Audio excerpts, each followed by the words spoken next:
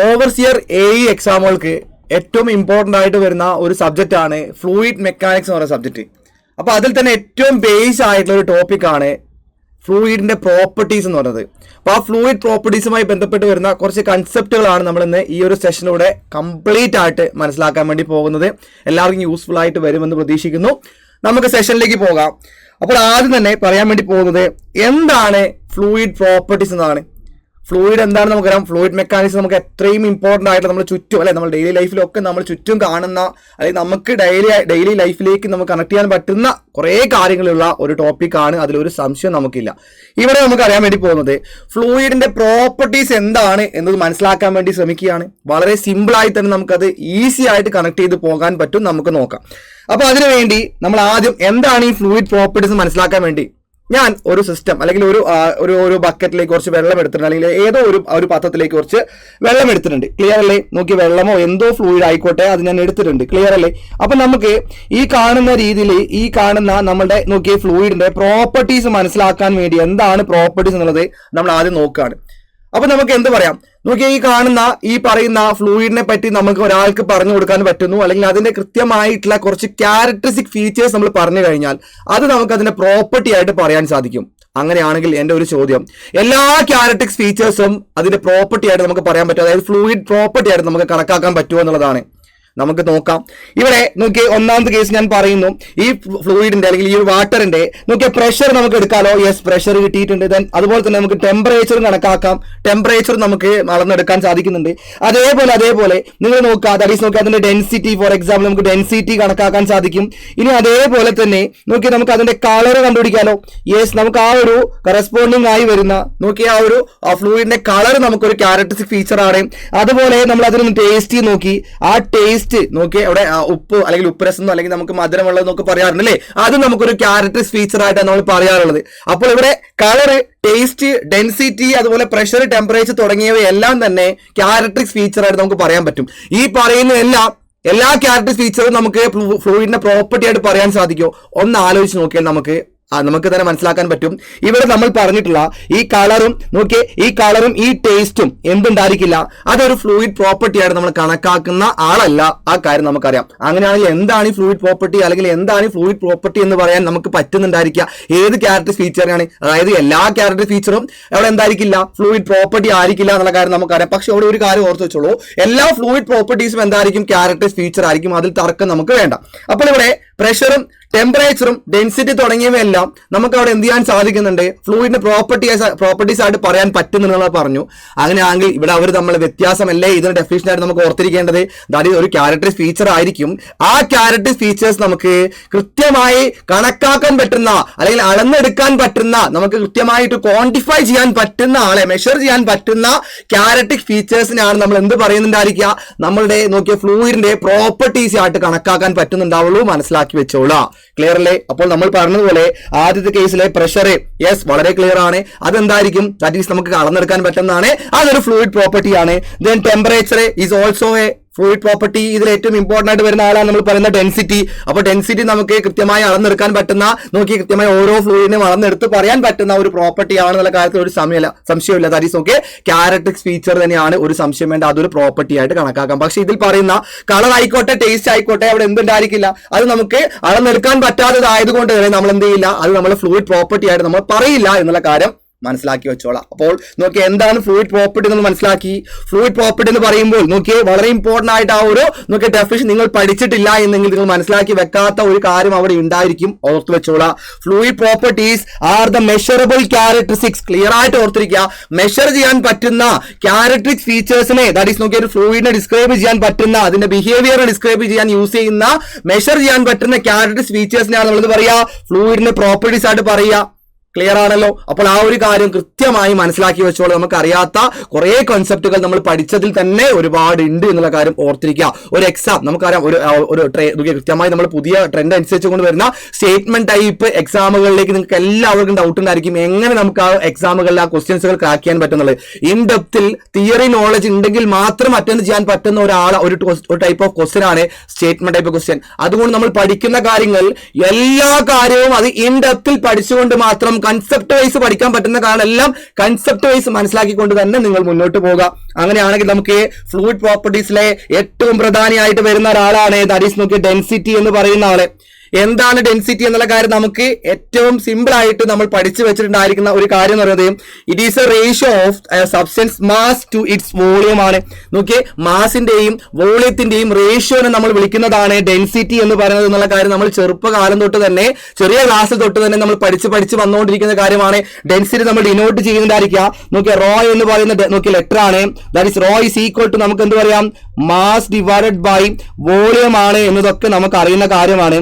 അതിൽ തന്നെ നമുക്ക് കുറച്ച് കാര്യങ്ങളോട് അറിയാം. ദാറ്റ് ഈസ് ഈ മാസ് ബൈ വോളിയം എന്ന് പറയുമ്പോൾ അതിന്റെ യൂണിറ്റ് നമുക്ക് കണ്ടുപിടിക്കാമല്ലോ. യെസ്, മാസിന്റെ SI യൂണിറ്റ് ഉണ്ടായിരിക്കുക, ദാറ്റ് ഈസ് കിലോഗ്രാം ആയും. ദെൻ അതുപോലെ തന്നെ വോളിയത്തിന്റെ SI യൂണിറ്റ് ഉണ്ടായിരിക്കുക മീറ്റർ ക്യൂബും ആയിരിക്കും. അപ്പോൾ ഇവിടെ കിലോഗ്രാം പെർ മീറ്റർ ക്യൂബ് എന്ന് പറയുന്നതായിരിക്കും നമ്മളുടെ എന്തുണ്ടായിരിക്കുക.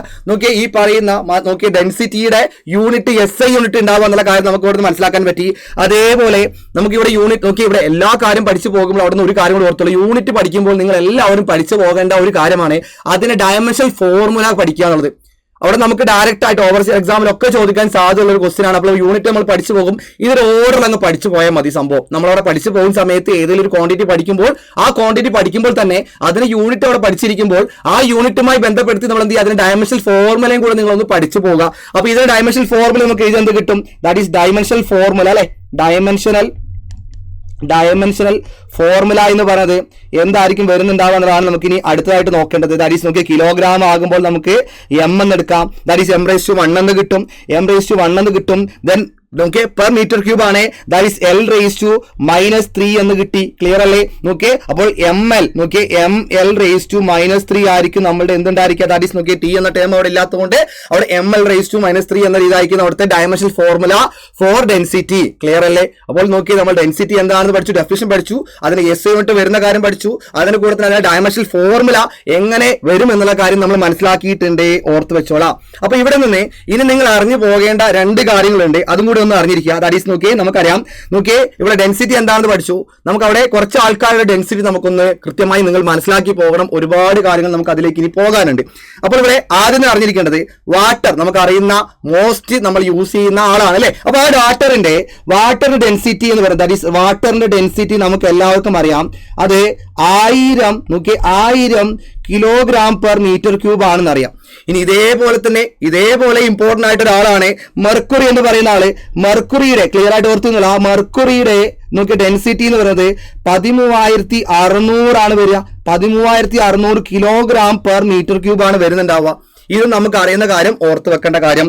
ദെൻ ഇതേപോലെ നിങ്ങൾ ഇനി എയറിന്റെ കേസിൽ നമ്മൾ സ്റ്റാൻഡേർഡ് ടെമ്പറേച്ചർ ആണെങ്കിൽ അവിടെ എയറിന്റെ കേസിൽ നോക്കി അത് വേരി ചെയ്യും. എയറിന്റെ കേസിൽ നമുക്ക് പറഞ്ഞു കഴിഞ്ഞാൽ ദാറ്റ് ഈസ് നോക്കിയേ ഡെൻസിറ്റി ഫോർ എയർ എന്ന് പറയുന്നത് ഏകദേശം നമുക്ക് വരുന്നുണ്ടായിരിക്കും നോക്കിയേ 1.2 ക്ലിയർ ആയിട്ട് ഓർത്തുള്ള 1.2 കിലോഗ്രാം പെർ മീറ്റർ ക്യൂബ് ആണ് വരിക. അപ്പോൾ ഇവിടെ 3 ആൾക്കാരുടെ വാല്യൂ നമുക്ക് അറിഞ്ഞിരിക്കണം. ഇത് എന്തിനാണ് പറയുന്നുള്ള കാര്യം നമുക്ക് നോക്കാം. ഇവിടെ ശ്രദ്ധിക്കുക, ദാറ്റ് ഈസ് നോക്കിയേ ഇവിടെ എയറിന്റെ കാര്യത്തിൽ നമുക്ക് 1.2 കിലോഗ്രാം മീറ്റർ ക്യൂബ് ആണ് വരുന്നത്. ദെൻ മെർക്കുറി വരുന്നത് 13600 കിലോഗ്രാം പെർ മീറ്റർ ക്യൂബ് ആണ്. ദെൻ വാട്ടറിന്റെ കേസിൽ 1000 കിലോഗ്രാം പെർ മീറ്റർ ക്യൂബ് ആണ്. എന്താണ് ഈ 1000ഉം 13600ഉം അല്ലെങ്കിൽ 1.2 എന്ന് പറയുന്ന വാല്യൂ നോക്കി നമ്മളിലേക്ക് എത്തിക്കുന്ന അല്ലെങ്കിൽ നമുക്ക് മനസ്സിലാക്കി തരുന്ന കാര്യം എന്തായിരിക്കും? നമുക്കറിയാം, ആകെ അറിയുന്ന ഒരു കാര്യം ഡെൻസിറ്റി എന്ന് പറഞ്ഞാൽ മാസ് ബൈ വോളിയം ആണ്. അങ്ങനെയാണെങ്കിൽ നിങ്ങൾ ചിന്തിക്കുക, ഇവിടെ നമുക്ക് മനസ്സിലാക്കാൻ വേണ്ടി, സിമ്പിൾ ആയിട്ട് കാര്യങ്ങൾ മനസ്സിലാക്കാൻ വേണ്ടി നമ്മൾ എന്ത് ചെയ്യുന്നു, ഈ പറയുന്ന ആളെ കൃത്യമായിട്ട് മനസ്സിലാക്കാൻ വേണ്ടി നമ്മൾ എന്ത് ചെയ്തു നോക്കിയേ, സിമ്പിൾ ആയിട്ട് നോക്കിയേ 1 മീറ്റർ ക്യൂബ് വോളിയം ഉള്ള ഒരു ബോക്സ് ഞാൻ എടുക്കുന്നു. ക്ലിയർ ആയിട്ട് ഓർത്തിരിക്കുക, 1 മീറ്റർ ക്യൂബ് വോളിയം ഉള്ള ഒരു ബോക്സ് ഞാൻ എടുക്കുന്നു. അതിലേക്ക് നമ്മൾ എന്ത് ചെയ്തു വാട്ടർ ഫില്ല് ചെയ്തു. ആ വാട്ടർ ഫില്ല് ചെയ്യുന്ന സമയത്ത് കംപ്ലീറ്റ് ഫില്ലാകാൻ വേണ്ടി നമുക്ക് എന്ത് വേണം, അവിടെ കൃത്യമായി 1000 കിലോഗ്രാം വാട്ടർ ഉണ്ടെങ്കിൽ മാത്രമാണ് ഇവിടെ ഇത് ഫില്ലായി കിട്ടുക. അതേപോലെ നമുക്ക് എന്തെടുക്കാം നോക്കിയ മെർക്കുറിയുടെ കേസ് എടുക്കുന്നു. മെർക്കുറി 1 മീറ്റർ ക്യൂബിൽ ഫില്ല് ചെയ്യുമ്പോൾ നമുക്ക് എന്ത് കിട്ടും, 13600 കിലോഗ്രാം മാസ് നമുക്ക് അതിലേക്ക് ഫില്ല് ചെയ്യാണ്ട ആവശ്യം വരുന്നുണ്ടായിരിക്കും. അതേപോലെ എയർ ആണ് ഫില്ല് ചെയ്യുന്നെങ്കിൽ അത് 1.2 കിലോഗ്രാം എടുക്കുമ്പോഴേക്കും അത് അങ്ങ് ഫില്ലായി കിട്ടും. അതിനർത്ഥം നിങ്ങൾ ആലോചിക്കുക, 1 മീറ്റർ ക്യൂബ് ഉള്ള ഒരു ബോക്സിലേക്ക് ഈ 1 മീറ്റർ ക്യൂബ് എന്ന് പറയുമ്പോൾ നമുക്ക് എങ്ങനെ കിട്ടിയേ, 1 metre length, 1 metre width, 1 metre height ഉള്ള ആളാണ് ഈ പറയുന്ന 1 മീറ്റർ ക്യൂബ് വോളിയം എന്ന് പറയുന്നത്. അതിലേക്കാണ് നമ്മൾ ഇത് ഫില്ല് ചെയ്തിട്ടുള്ളത്. അപ്പോൾ 1000 കിലോഗ്രാം ഫില്ല് ചെയ്യുന്ന ആ 1000 എന്ന് പറയുന്നത് ആ 1 മീറ്റർ ക്യൂബിലേക്ക് നമ്മൾ ഫില്ല് ചെയ്യുന്ന മാസ് ആണ്. അതായിരിക്കും ആ വാട്ടറിന്റെ ഡെൻസിറ്റി എന്ന് പറയുന്നത്. That is 1000 kilogram per metre cube. അതേപോലെ തന്നെ നിങ്ങൾ എന്ത് ചെയ്യുക, ഈ സെയിം നോക്കിയ ബോക്സിലേക്ക് നമ്മൾ എയറിന് ഫില്ല് ചെയ്യുന്നു. 1.2 കിലോഗ്രാം മതി. അതേപോലെ നിങ്ങൾ ആലോചിക്കുക, ദാറ്റ് ഈസ് നോക്കി നമ്മൾ മെർക്കുറി ആണ് ഫില്ല് ചെയ്യുന്നതെങ്കിൽ എന്ത് ചെയ്യുന്നു, അവിടേക്ക് നമ്മൾ ഫില്ല് ചെയ്യുന്ന സമയത്ത് നോക്കിയ 13,600 കിലോഗ്രാം മാസം നമുക്ക് വേണ്ടി വരും. ഇനി നിങ്ങളൊന്ന് ചിന്തിച്ച് നോക്കിയേ, ഈ പറഞ്ഞ രീതിയിലേക്ക് ഈ 3 ആളെ നോക്കി 3 ബോക്സുകൾ ഇങ്ങനെ നിരത്തി വെച്ചിരിക്കുക. ഈ 3 ബോക്സുകൾ നിങ്ങൾ എന്ത് ചെയ്യുന്നു, പോയി ഒന്ന് പൊന്തിച്ച് നോക്കാം. നിങ്ങളൊന്ന് ആലോചിച്ചേ, പൊന്തിച്ച് നോക്കുന്ന സമയത്ത് നിങ്ങളൊന്ന് ചിന്തിച്ചാൽ മതി. നോക്കിയേ 1.2 കിലോഗ്രാം മാസ് ഉള്ള അല്ലെങ്കിൽ ആ ഒരു രീതിയിലുള്ള എയർ നിങ്ങൾക്ക് എന്ത് ചെയ്യാൻ പറ്റും, ഒന്ന് പൊന്തിക്കാൻ പറ്റും. ഒരു ബുദ്ധിമുട്ടും ഉണ്ടാവില്ല, ഈസി ആയിട്ട് പൊന്തിക്കാം. ഇനി 1000 കിലോഗ്രാം ഉള്ള, നിങ്ങൾ ചിന്തിക്കണം, 1000 കിലോഗ്രാം ആണ്. 1000 കിലോഗ്രാം ഉള്ള ആ ഒരു ബോക്സ് നിങ്ങൾ പൊന്തിക്കാൻ പറ്റുമോ? ഇല്ല. ദെൻ അടുത്ത് നോക്കിയേ അടുത്ത മെർക്കുറിന്റെ കേസിലേക്ക് വരുന്ന സമയത്ത് 13,600, 1000 പോലും പറ്റുന്നില്ല. അതിനേക്കാളും 13.6 മടങ്ങുള്ള ആളെ നമുക്ക് പൊന്തിക്കാൻ പറ്റുമോ? ഒരിക്കലും സാധിക്കില്ല, ഇമ്പോസിബിൾ ആണ്. അങ്ങനെയാണെങ്കിൽ നമുക്ക് ഇവിടുന്ന് ഒരു കാര്യം മനസ്സിലാക്കി, ഈ ഡെൻസിറ്റി എന്ന് പറയുന്ന ഈ പ്രോപ്പർട്ടി കൃത്യമായ ഒരു ബോഡി അല്ലെങ്കിൽ ഒരു ഒബ്ജക്റ്റിന്റെ നോക്കിയ ഹെവിനെസ്സിനെയാണ് സൂചിപ്പിക്കുന്ന കാര്യം മനസ്സിലാക്കി. നോക്കിയപ്പോൾ അവിടെ മനസ്സിലാക്കേണ്ട ഒരു കാര്യമാണ്, ഈ പറഞ്ഞ പ്രോപ്പർട്ടി വെച്ചുകൊണ്ടാണ് നമ്മളിനി ബോയൻസി എന്ന് പറയുന്ന വലിയ കാര്യങ്ങളിലേക്ക് നമ്മൾ പോവുക. അപ്പോൾ ഇവിടെ ഇത് മനസ്സിലാക്കി കഴിഞ്ഞാൽ മാത്രമേ നമ്മൾ ഇനി അങ്ങോട്ടേക്ക് പോയിട്ട് കാര്യമുള്ളൂ. അപ്പോൾ ഇവിടുന്ന് മനസ്സിലാക്കി നമ്മൾ മെർക്കുറിയുടെ കേസിലും വാട്ടറിന്റെ കേസിലും എയറിന്റെ കേസിലും എങ്ങനെയാണ് ആ പറഞ്ഞിട്ടുള്ള പ്രോപ്പർട്ടിയിലെ ഡെൻസിറ്റിയുടെ കാര്യങ്ങൾ വരുന്നത് എന്നുള്ളത് അത് ഓർത്തിരുന്നോളാം, മനസ്സിലാക്കിക്കോളാം. അപ്പോൾ ഡെൻസിറ്റി എന്ന് പറയുന്ന ടേം ഈസി ആയിട്ട് ഈ കാര്യങ്ങൾ ഓർത്ത് വെച്ചോളാം. ദെൻ ഇനി നമ്മൾ കൂടുതലായിട്ട് നമുക്ക് ഡെൻസിറ്റിനെ കുറിച്ച് മനസ്സിലാക്കാനായിട്ട് നമ്മൾ ഡെൻസിറ്റി എന്ന് പറയുന്ന പ്രോപ്പർട്ടി നമുക്കറിയാം. നോക്കിയ density is equal to mass by volume ആണ്. നമ്മൾ പഠിച്ച നമുക്ക് അറിയുന്ന കാര്യങ്ങളിലെ കുറച്ചും കൂടെ ഇൻ ഡെപ്തിലേക്ക് നമ്മൾ പോകുകയാണ്. കുറെ കാര്യങ്ങളോട് അറിഞ്ഞാലാണ് ഇതിൽ നിന്ന് വരുന്ന എല്ലാ ചോദ്യങ്ങൾക്കും നമുക്ക് ആൻസർ ചെയ്യാൻ പറ്റുള്ളൂ. ഇവിടെ നിങ്ങൾ നോക്കുക, ഡെൻസിറ്റിനെ കുറിച്ച് കൂടുതൽ അറിയാൻ വേണ്ടിയിട്ട് നമ്മൾ ഇവിടുന്ന് 2 ആൾക്കാരും അവിടെ ചേഞ്ച് ചെയ്ത് പോയി കഴിഞ്ഞാൽ നമുക്ക് എന്ത് ചെയ്യാൻ പറ്റില്ല, അവിടെ ആ ആളുടെ സ്വഭാവം നമുക്ക് മനസ്സിലാക്കാൻ പറ്റില്ല. അതിന് പകരമായിട്ട് ഇതിൽ ഒരാളെ പിടിച്ച് ഞാൻ കോൺസ്റ്റന്റ് ആക്കി ഫിക്സ് ചെയ്ത് വെച്ചിരിക്കുന്നു. ദാറ്റ് മീൻസ് ഇവിടെ നമുക്ക് ഫിക്സ് ചെയ്യാൻ പറ്റുന്ന ആളെ, ദാറ്റ് ഈസ് മാസ് എന്ന് പറയുന്ന ആളെ ഞാൻ എന്ത് ചെയ്തു, ഫിക്സ് ചെയ്തു. ദെൻ ഇത് ഫിക്സഡ് ആയിട്ട് ആളായിട്ടാണ് മാസിനാണ് നമ്മൾ കണക്കാക്കുന്നത്. അങ്ങനെയാണെങ്കിൽ ഡെൻസിറ്റിക്ക് വരുന്ന മാറ്റം വോളിയത്തിനനുസരിച്ച് എങ്ങനെ ചേഞ്ച് ചെയ്യുന്നതാണ് നമ്മൾ ഇനി അടുത്തത് പറയാൻ വേണ്ടി പോകുന്നത്. ഇവിടെ നിന്ന് ഈ ഒരു ഇക്വേഷൻ നമുക്ക് മനസ്സിലാക്കാം. That is density that is direct നോക്കിയ പ്രൊപ്പോർഷണൽ ടു 1/v എന്ന് അറിയാം അല്ലെ. വോളിയം കൂടുന്ന സമയത്ത് ക്ലിയർ ആയിട്ട് ഈ ഒരു വാല്യൂ നമുക്ക് മനസ്സിലാക്കാൻ പറ്റുന്നത്, വോളിയം കൂടുകയാണ്. വോളിയം കൂടുന്ന സമയത്ത് ദാറ്റ് ഈസ് ഇൻഡയറക്ട്ലി പ്രൊപ്പോർഷണൽ ആയതുകൊണ്ട് ഡെൻസിറ്റി എന്ത് ചെയ്യും, കുറയും. അതിലൊരു സംശയം വേണ്ട, നമുക്ക് സിമ്പിൾ ആയിട്ട് അറിയുന്ന കാര്യമാണ്. ഇനി അതുപോലെ നോക്കിയ വോളിയം കുറയുന്നു. വോളിയം കുറയുകയാണെങ്കിൽ ഡെൻസിറ്റി എന്ത് ചെയ്യും, ഉറപ്പായിട്ടും കൂടും. ഒരു സംശയം വേണ്ട, ഈ കാര്യം നമുക്കറിയാം. ഇങ്ങനെയാണെങ്കിൽ ഈ രീതിയിൽ ഇവിടെ നിന്ന് മനസ്സിലാക്കി കഴിഞ്ഞാൽ നമുക്ക് ഏറ്റവും എളുപ്പത്തിൽ കിട്ടുന്ന കാര്യം എന്തായിരിക്കും, ഡെൻസിറ്റി എന്ന് പറയുന്നത് which is directly proportion inversely proportion to the volume എന്ന് നമുക്കറിയാം.